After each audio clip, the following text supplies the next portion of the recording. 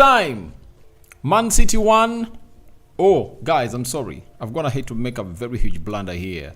You know, this is a huge blunder. It's supposed to be Man City 3, Man United 1. Welcome to the United Matters channel. As I told you when I was really doing all about this game of football, I told you that 50% Man City favorites, 30% a draw, and 20% for a United win. And we went ahead, obviously, getting through that goal from Marcus Rashford in the 8th minute, and went ahead, obviously, lead on several occasions. But final whistle blown, Man United have gone ahead to lose by 3-1, and there are lots of things to talk about, but it really resonates back to what Man United really is like as a club, as not having enough players to obviously do the job, because we came into this game of football when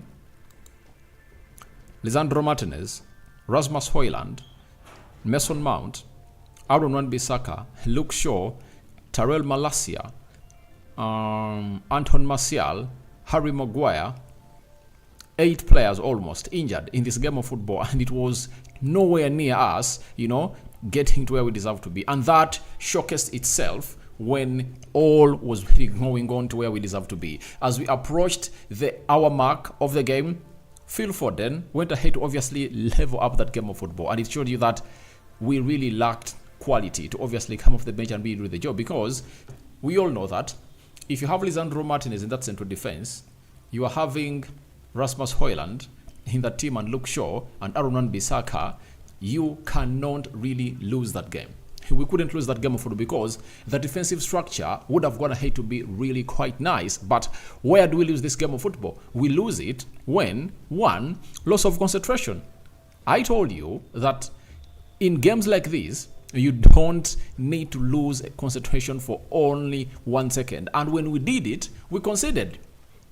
I really give credit to Marcus Rashford for coming through and obviously go ahead to score that goal. And when we did it, it was really important. But every time you score that goal in the 8th minute, you have to do the needful to protect it. Let me show you how we scored that goal, and then we really proceed to what I really want to talk about. It was a very good long ball coming in from Onana, and he really played it very, very well. And this is what Onana really gets you when you are a player or a person playing with him. And everyone criticizing him, it's just a matter of time to be given to him to really settle in well. He goes in for the long ball. The long ball really finds Bruno Fernandes. Fernandes controls it, plays it back to Rashford. Rashford does what we call an instant hit onto the ball, and it goes into the back of the net. Beautiful goal that you would like to win the Manchester Derby, but with all what we did, we couldn't obviously go ahead and really win. Marcus Rashford went ahead to really put in that beautiful strike, and we really went ahead to lose like that, and really went ahead obviously celebrate. And we really had 48 minutes of concentration, and Man City was attacking us left, right, and center, and we went ahead to concede. But how do we really concede? Before you concede in the 16th minute, Bruno releases Marcus Rashford, and there is the way Marcus Rashford really forgets the ball behind him. You know, I really asked myself, why did he have to do this? Because he looked like Kyle Walker was really some feet behind him, and Rashford had really to run and really make it happen into the goal area of Man City, but it never really went on that way, and it really looked very, very ugly for the side of Manchester United. And maybe this was a chance for us to make it 2, and you make it 2 around 16 minutes, you really give Man City a very huge mountain to climb, but Marcus Rashford went ahead to miss out onto that. Now, let me really talk about Marcus Rashford. Now, after Marcus Rashford comes in through and does all what he does, his release, I think, was by Casemiro, or I think it was Scott McTominay. When Scott McTominay releases him, he runs and feels like Kyle Walker's gonna hate to obviously foul him, and the referee says play on. Marcus Rashford stays on the ground. This is the game-changing moment. Marcus Rashford stays on the ground. I wish I could find a photo of Phil Foden on how he went ahead to really hit that ball, and I show you where he was. Marcus Rashford had been tracking back for that entire game of football. If you remember that very well, he had been tracking back for that entire game of football, and it helped Lindelof Ferrol not to really be exposed. But in the position where Phil Foden shoots from to make it 1-1 for the club of Man United and Man City, it was really tough. That was Rashford's area. Rashford was supposed to be into that area, in that vicinity. And in this moment, this is where Rashford really felt like I was fouled and it was supposed to be given as a foul. And the referee says play on. Rashford walks on. Players of Man City, we've seen them. When the referee said it's a play on, they never even had to mourn. All they had to do was simple get up and really run. Rashford, after this foul, you see, it's the 56th minute. Rashford goes down and really beats the floor. It shows you the mentality of the players of Man United. If it was a City player there, he was going to really walk up and really get back on duty. And in the vicinity where Marcus Rashford was supposed to be defending that area, that's where Phil Foden lands and obviously hits that ball into the back of the net. And that's where exactly we really lost the game. The moment we gave away that moment, it was really, really, really ugly and bad. And Phil Foden went ahead to really shoot. And that shot really went ahead to obviously see to it that it results into what we've gone ahead to call as the equalizer for the club of Man United. I've gone ahead to see people saying that Onana would have gone ahead to do better. Onana had done all what he had to do, and I really feel bad for people who come out and really say that he really had lots of things to do. And let me try to get you this photo and really show you this missed opportunity for United to obviously close this down as Foden levels. Phil Foden comes out and really does this, and this hit was supposed to be blocked by none other than Marcus Rashford. We needed an extra body there. Let me show you. Because Lindelof is marking this guy, and as marking him, he's the only person he's really facing. So, look at this. Look at that hit. It's a hit coming in through from Phil Foden, and Lindelof was driven all the way from the left side of the pitch to the center, and Phil Foden had to shoot. But remember, Rashford had been patrolling this area. Or if else, if he came in through and really trotted, maybe Kobe Mainoo would have gone ahead, obviously coming through and really cover this area. That's the problem. So, I really feel that our mentality is not right. In games like these, you don't mourn. No mourning is accepted in this game of football. There is no way you should come out and really say you want to win when you're going to mourn. You shouldn't mourn. You are supposed to come out, put in the shift, and really call in for the important bit of the game. And it showed you that we really had Man City under our pocket. Man City was under our feet. However much they attacked and really had they had 14 shots at goal in the first half. Nothing could they do to obviously come in through and really go past us. They couldn't, But that structure that Ten Hag put up to defend Man City was really good. And if only one piece missed in the jigsaw, we were done. And you've gone ahead to see to it that all the 3 goals you've gone ahead to concede have been because of that jigsaw being tampered with.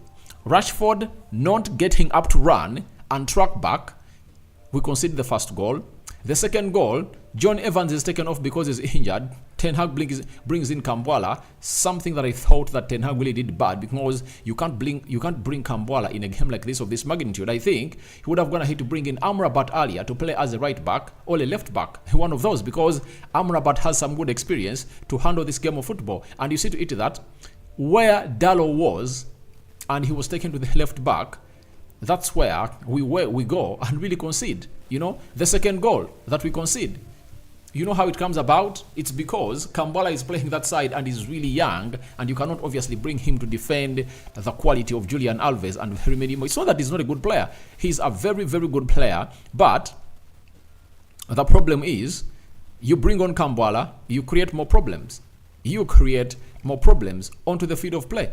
So, I really understand how it really went ahead to happen, but this guy was really, really, really, really so young to be brought into that game of football. In games like this of this magnitude, I don't really want to see players that are young, that are not going to have to be playing on a daily, to be brought in, especially into the back four or the central midfield. That is it. All you need is to get in players that can really get you going in perfect positions.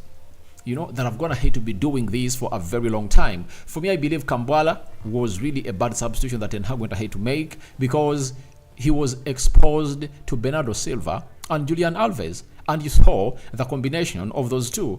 And he had gone ahead to see to it that he plays there, but he couldn't obviously manage that. I think Amrabat would have gone ahead to do a good job onto the right side. Though when Amrabat came on through, went ahead to obviously see us concede, but I still stand with him. So I would like to obviously tell you that we missed out onto, we lost this game. We lost this game because of Rashford getting down and not tracking back. Secondly, the injury of Evans, because we never had any central defender onto the field of play. So we are good team, and Ten Hag has shown us that he can match the levels of these teams if at all he really has players like they have. You know, you cannot tell me that you're having Scott McTominay, Evans, who else in that team? The starting 11 of Man United was supposed to be having Luke Shaw at the left back, maybe Lisandro Martinez, Varane, and Casemiro, Kobe Mainoo, Bruno Fernandes, Garnacho, Rashford, and Rasmus Højlund. Injuries have gone ahead to really affect us a lot as a side of Man United, and I am here to obviously let you know that Ten Hag has shown us that he can. But that is it. For everyone who comes and says Ten Hag is not good for the job, I think today we've gone ahead to see to it that he has gone ahead to show you how good he is. Now, where do we go next? We are hosting Everton, and now the Premier League table is really looking ugly for the club of Man United. You know, but I would like to hail Marcus Rashford for that instant hit. It was really good. It was really good, and it looked like a goal that could win the Manchester Derby, but we defended poorly, and Phil Foden went ahead to obviously showcase what exactly he's made about, and you just really love how he finishes. And I've gone ahead to see people saying that Amrabat would have gone, sorry, not Amrabat, Onana would have gone ahead to do better for that second goal that we concede. You know, sometimes they don't know that even goalkeepers like David, they have gone ahead to concede those goals. Tell me a goalkeeper you've gone ahead to see who hasn't gone ahead to concede a goal like that. Manuel Neuer, who else? Very many goalkeepers have gone ahead to concede goals like that, because at that time, all you're looking at is the near post. You are supposed to obviously shield your near post. When you shield your near post, all what you're left with is to see to it that your defenders really press that player, to see to it that he really doesn't really shoot, you know, at an angle that can help him really score that goal. But Foden is a very talented player, and people think that he would have gone ahead to do better. Maybe, but I cannot come out and really say Andre Onana has been the problem for the 3 goals we've gone ahead to concede. The first one, that was hit very well. It was a super hit, and no keeper would have gone ahead to save it. You know, because it was a ball hit with the outside foot. It was really curling outside, you know. It was not like swerving like this inside. It was really curling outside, and it was very hard for the goalkeeper to obviously go in and really get hold of it. So it is really hard to come out and really blame Andre Onana. And if at all you know that he went ahead to keep us in the game at the beginning of the game when Rashford had just scored, you saw to it that the boy Phil Foden came in through, and he was stopped by Andre Onana. Onana came up and really stopped the guy because he really had a very beautiful chance. It was a 1v1, if you remember. It was a 1v1, and this guy went ahead to obviously stop it, and that was Andre Onana in for you. And he really went ahead to put in some good performances in there for you. And this is the situation I was talking about. This is the situation I'm talking about. That is it.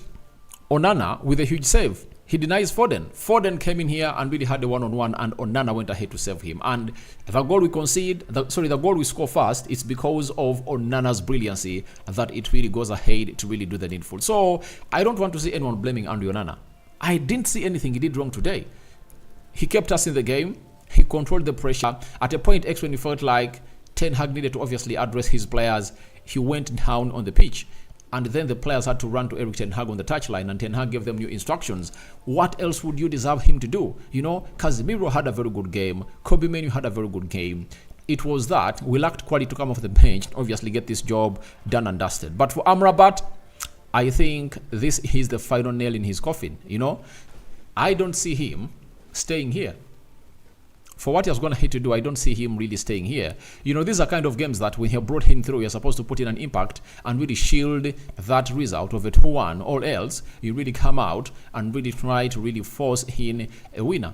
But Amrabat really did something bad, you know. He was pressed by Rodri very well, and after him being pressed, you saw what happened. Haaland went ahead to score the third goal, but they never really had lots of clear-cut chances that you thought that out of the very many shots they had, they deserved to obviously be 3 goals up. They dominated play, as we told you that they are going to dominate this play. They are going to do everything. But all in all, we really had a very, very, very tough 90 minutes. We couldn't defend. Sorry, we could only defend, but we couldn't obviously break down because we only had 1 shot on target. Can you imagine? And it came in through in the 8th minute. And ever since then, we never registered a shot on target for the club of Man United. So it is really bad for the club of Manchester United. And I know that hand that Kyle Walker puts on Marcus Rashford is really going to be put up onto the discussion a lot because everyone is going to be saying that that was the game changer. That was the game changer. But I really appreciate, and what I won't really urge you out onto what people are really saying about that. But what's your reaction after when the referee says, I'm not giving you that foul? Do you mourn like Marcus Rashford did, or you get up and really run? That is the most important bit of it all.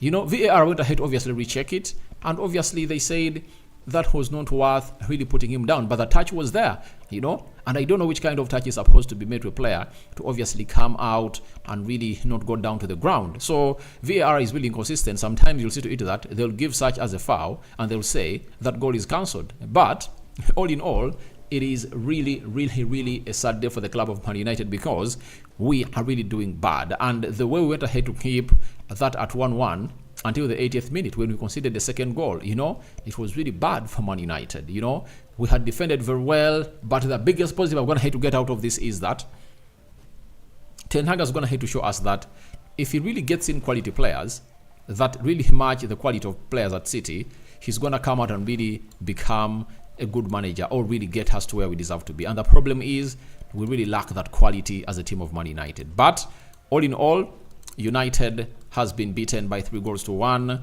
and that loss will really echo in ears of many. Arsenal fans are disappointed. Liverpool fans are really disappointed. And let's go to the stats. 27 shots by Man City, 3 shots by Man United, 8 shots on target by Man City. It shows you how good we closed them down, that we couldn't really allow them to obviously get at our goal. And 1 shot on target by Man United. It's the only one that resulted into a goal. 74% ball possession by Man City, 26% ball possession by Man United. That was expected. 792 passes completed by Man City, 288 passes completed by Man United. 91% passing accuracy, 79% passing accuracy. Then 5 fouls for Man City and 10 fouls for Man United. 0 yellow cards to Man City and 1 yellow card to Man United. Then 0 red cards to both sides, 0 offsides to Man City and 1 to Man United. 15 corners. Oh, they really had many. And I really remember a stat that was really read that we've been conceding very many corners, and I told that journalist that please don't come out and really relate the entire stats of the game of the season of Man United to this game, because in the recent 4, 5, 6 games, Manchester United has gone ahead to do well. And he pointed out that we conceded from a corner against Fulham, and I told him that's going to be hard for us to concede a goal from a corner, and all of those goals have gone ahead to come through from an open play. Then 2 corners for Man United. That is it. So that's what we had at the club of Man United. Let's go and really have a look at the table and see how we are really standing right about now. Liverpool is on top, 63 points. Man City has closed down on Liverpool, 62. Arsenal, 58 points. They really have a game in hand. They are playing tomorrow against Sheffield. Aston Villa, 55 points. Tottenham, 50 points. Manchester United, 27 games played, is having 44 points. 11 points off top 4. Is United really going to really make a miracle to really turn this around? Because Tottenham Hotspur and Aston Villa are meeting to play themselves over the weekend. So thank you very much for watching it through, and I hope you guys are really doing great. I know most of you really have lots of things to say, and let me try to really give you some audience and see what you guys are really saying. Alfred Kenyebingira, this game was a must lose. No players, even those available, are not used by the coach. I think all he did was what he had to do. You know, sometimes when they tell you that a team is in the rebuild, people come out and really don't really understand it. But this rebuild of Erik ten Hag has been boosted by the coming in of Ineos, and all we need to do is that we should wait for the summer transfer window and see how things are really going to be. Who is going to be really put out, who is going to be really brought or kept in at the club of Man United is the most important bit of it all. And we should just play to see where we are going to accomplish. If we happen to clinch the top spot, the 4th spot, the better. But I think we should really be doing better. What really is so painful about this loss is the loss of Fulham. If we won against Fulham, no one would have gone ahead to get pissed when we've gone ahead to lose to this team, because we all knew what was going to happen. I told you that Man City are favourites to win. But what makes this loss painful is that loss to Fulham. Alfred Niyibigira, Amrabat didn't start at the bench. Not really. That's not how things are done.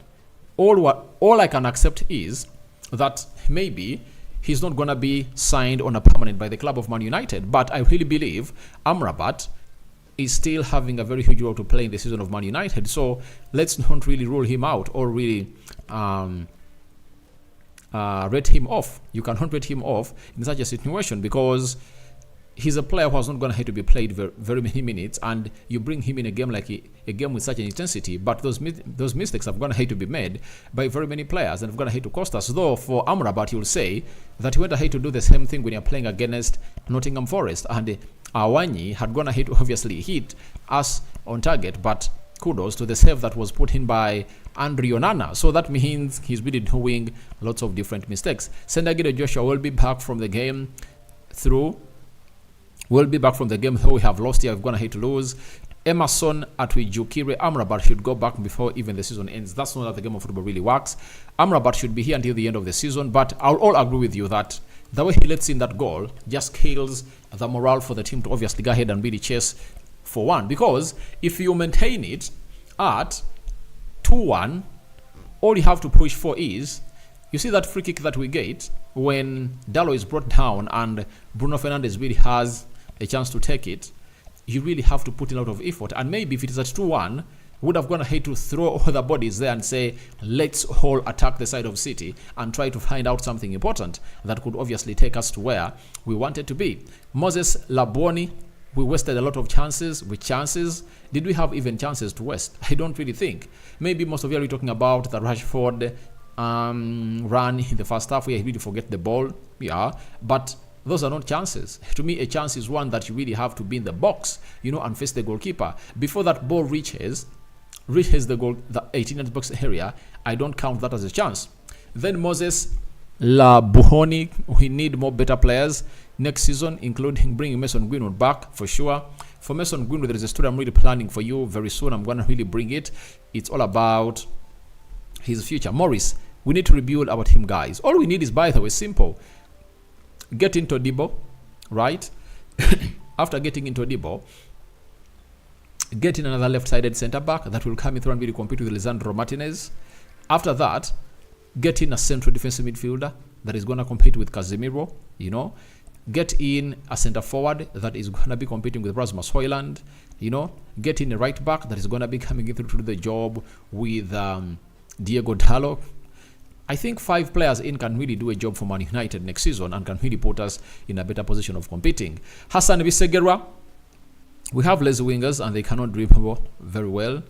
Also, our midfield is lacking press-resistant players like Amadou Onana and Frank de Jong. In that, we make it that hard. For that, I really believe you that if Man United can get in Frankie de Jong and Onana into that midfield, you obviously get to know that it's really gonna really do that.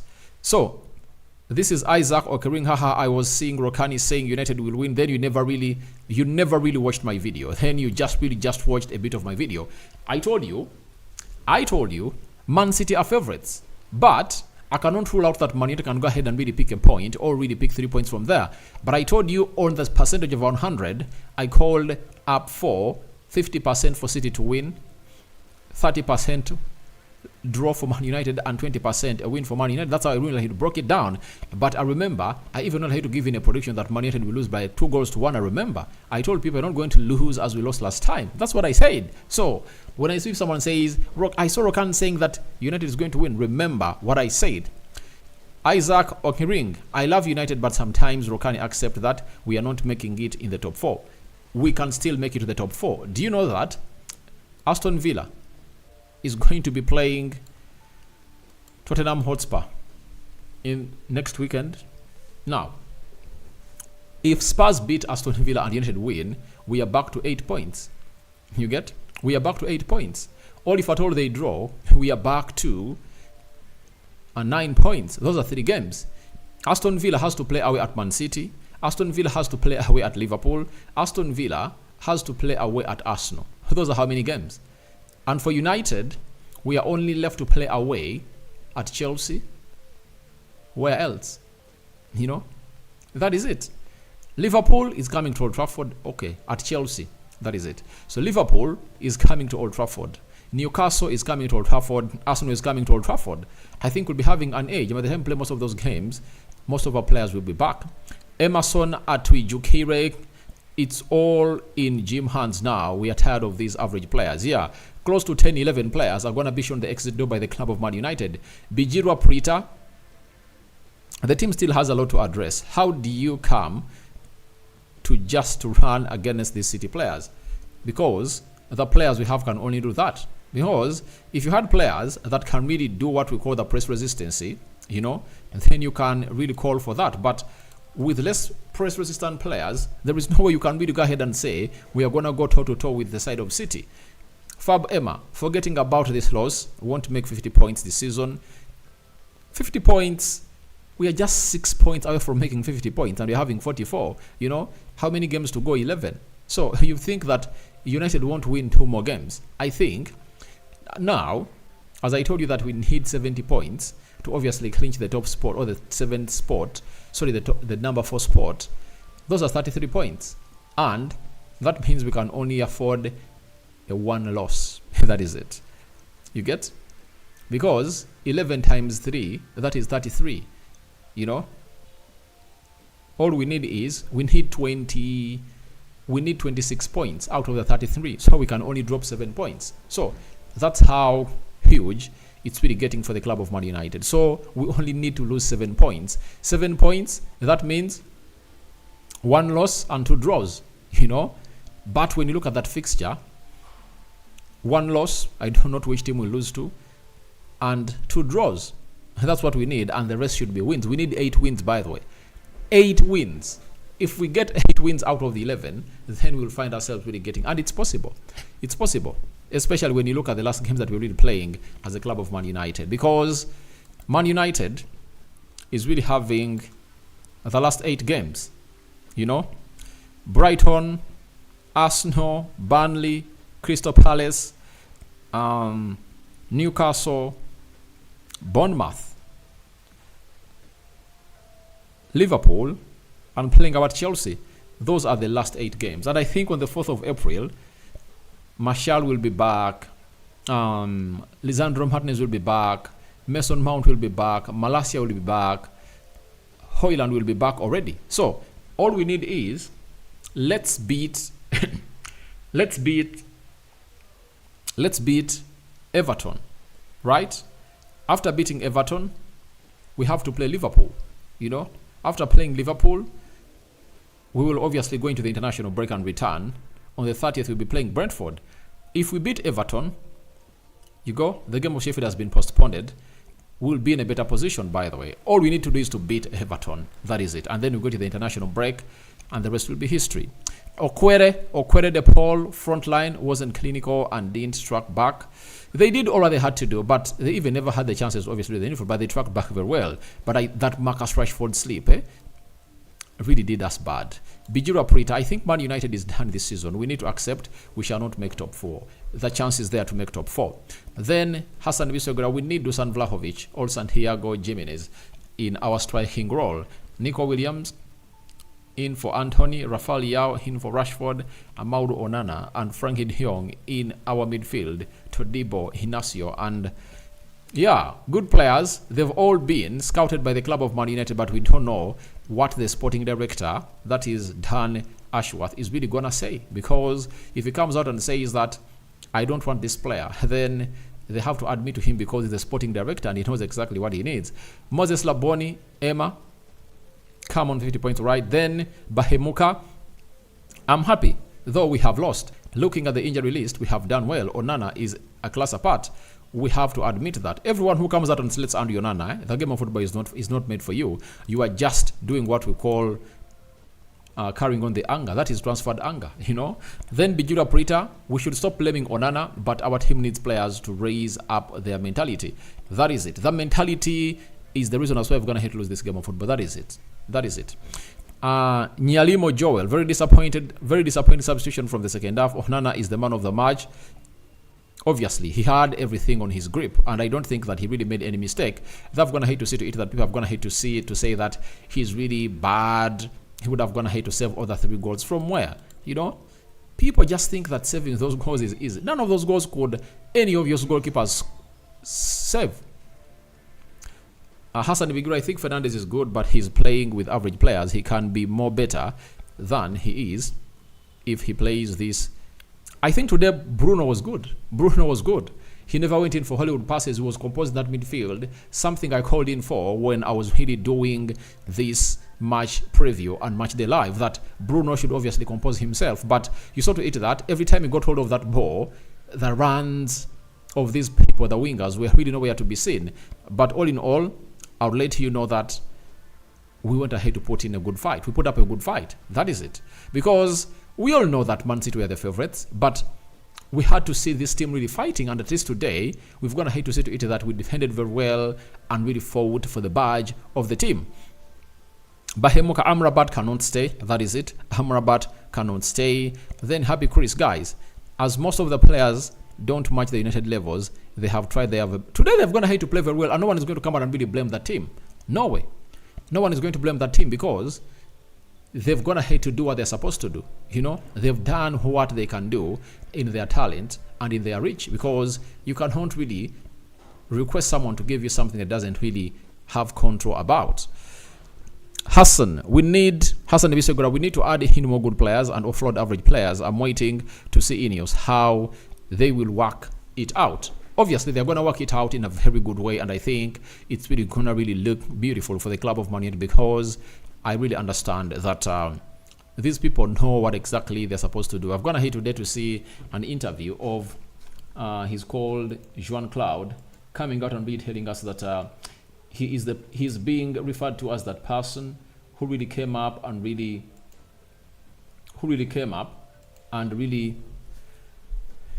negotiated 3 of the most expensive deals in the world football.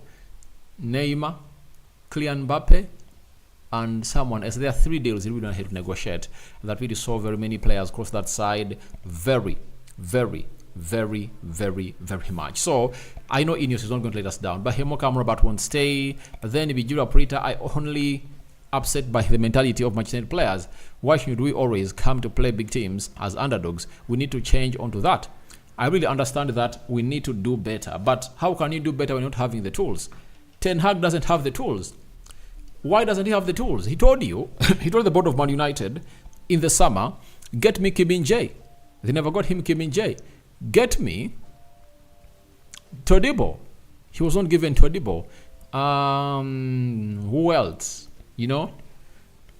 So, if you look at that defense today, if we had Kim Min-jae or Todibo partnering Rafael Varane, it would have gone ahead to be a different point of game altogether, and no one would have gone ahead to miss out onto Lisandro Martinez, but we really miss out on him a lot. Then Bijiro Aprita.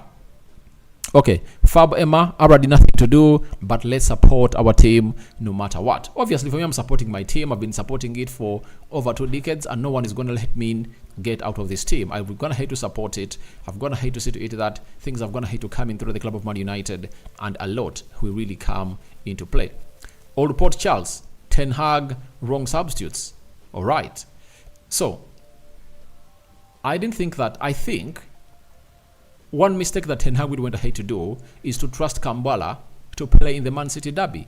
This game is really too huge for that young boy. And that is it. However much is 19 or 20, he's good and he's talented, but getting him into that tense game, you know, get Amrabat in to play as a left back or a right back and see how things will obviously pan out. I think that would have gone ahead to do better. But this guy was really annihilated. Hassan Bisegura, Mr. Aradi, please tell us more about Ineos new members.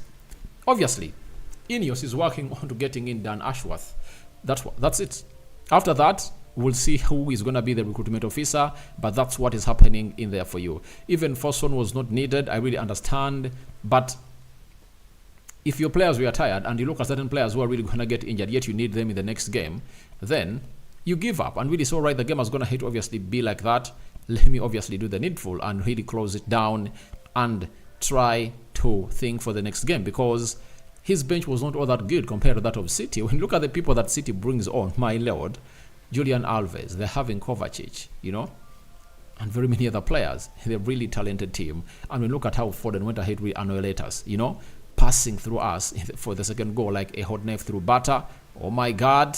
You just get to know that Man City is really level. So guys, thank you very much for watching through. Rock and David remains my name. I sign out for now. See you later. Thank you everyone for watching it through. See you later in the play.